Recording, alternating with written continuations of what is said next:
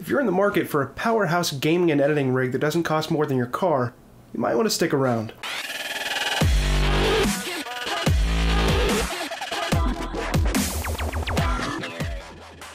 The GT72 Dominator G-1445, which we will just shorten to the GT72 from here on out, is about as good as it gets when it comes to price to performance.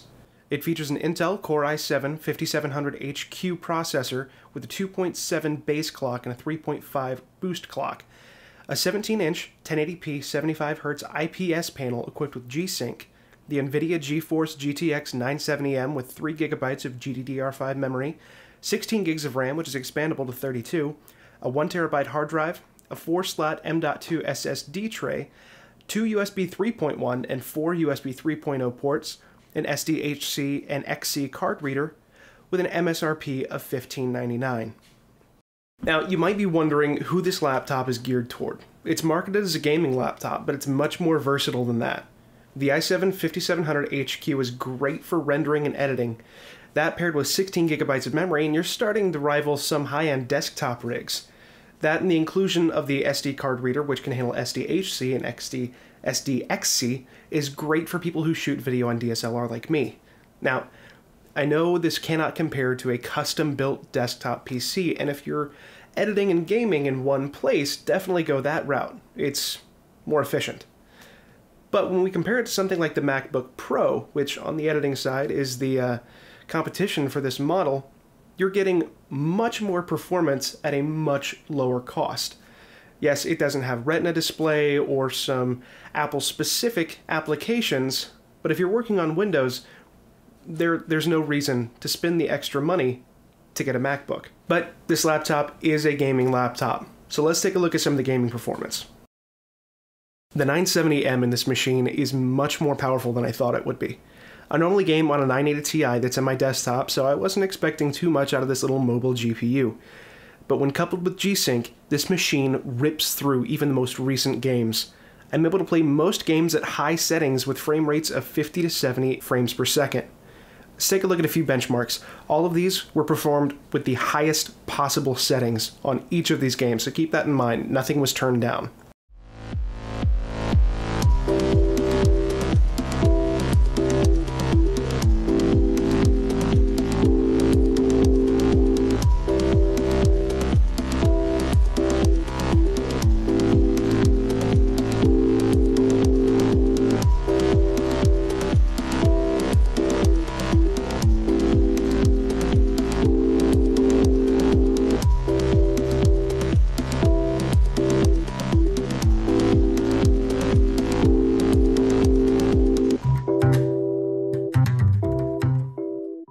As you can see, we're getting some pretty impressive frame rates. And the best part is, it's not even breaking a sweat. I rarely see temps rise above 60 degrees, and that's overclocked on the GPU. This is thanks largely and due to the laptop's size. MSI was able to put larger fans in there that spin at lower RPMs. I was actually surprised at how quiet these fans are. We're going to go ahead and do a recording of the fans going from the lowest speed all the way to their highest speed, just so you can hear what they sound like. And we'll be recording with the Tascam DR05.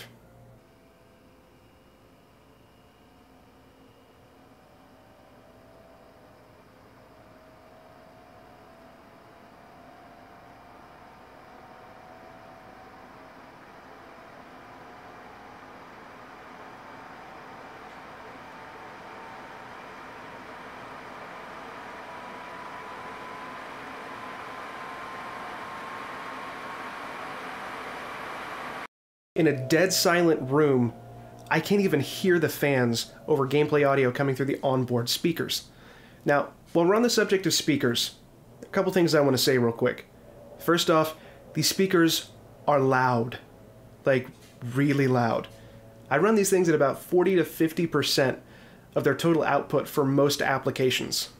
MSI has also included a subwoofer in the bottom of the laptop, and it really helps the audio quality. It's a lot boomier than I thought it would be. Don't get me wrong, it's still laptop audio, but it's the best laptop audio I've ever heard. Now, I can't really show you how G-Sync performs, so I'm just going to give you my opinion of it on my experiences, and you can take from it what you will. The 970M is not a top-tier card. You've seen it can perform pretty well, but when you crank up the details, it can struggle a little bit. Enter G-Sync. When I bought this laptop, this feature wasn't really a deciding factor for me. I've actually never used G-Sync before purchasing this laptop, so I was intrigued to see how it performs. The 75Hz refresh rate of the monitor combined with G-Sync provides an incredibly immersive gameplay experience. I've had zero issues with screen tearing and even had to do a few double takes at my frame rate monitor. It's almost impossible to distinguish between 40 and 75 frames per second on this laptop. The inclusion of G-Sync makes this laptop viable for some serious gaming. The last thing I want to talk about is, in my opinion, the most important and least talked about feature on this laptop: storage. The configuration I bought came with a 2.5-inch 1TB hard drive and no SSDs. Now, since I'm not really a big fan of hard drives, I ripped that out and I bought a 2.5-inch 850 Pro and a M.2 850 Evo to put in there. The unfortunate truth I learned, however, was that the 2.5-inch bay uses SATA 2, not SATA 3. So my $250 850 Pro was neutered down to about half its potential speed.